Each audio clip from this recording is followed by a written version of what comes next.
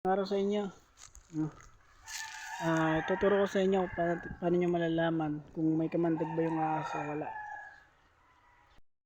Karamihan sa mga ahas ay magkakamukha, no? Yung green rat snake sa yung green viper, magkaiba sila.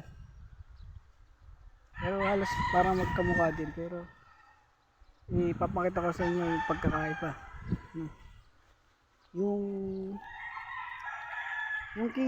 Yung viper, no? Yung viper, ang kanyang ulo ay triangulo.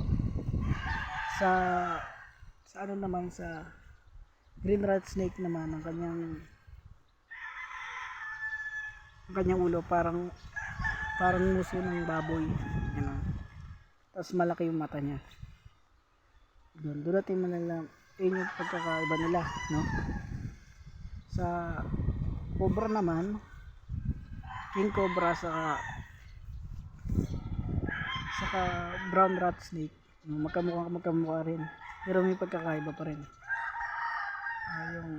Yung brown rat snake, yun yung ang ulo niya is parang nusuro ng baboy, yung parang pabaks, tapos malaki rin yung mata niya. Tapos yung kaliskis niya is meron siyang dalawang guhit, no? Dalawang guhit siya. Tapos yung cobra naman, pag tinignan mo, kulay brown din, pero yung mata niya medyo maliit. Tapos yung kaliskis niya walang guhit katulad sa rat snake. Tapos ano siya, medyo triangular rin yung ulo ng cobra. Ngayon, paano natin malalaman na walang kamandag ang isang ahas? Yung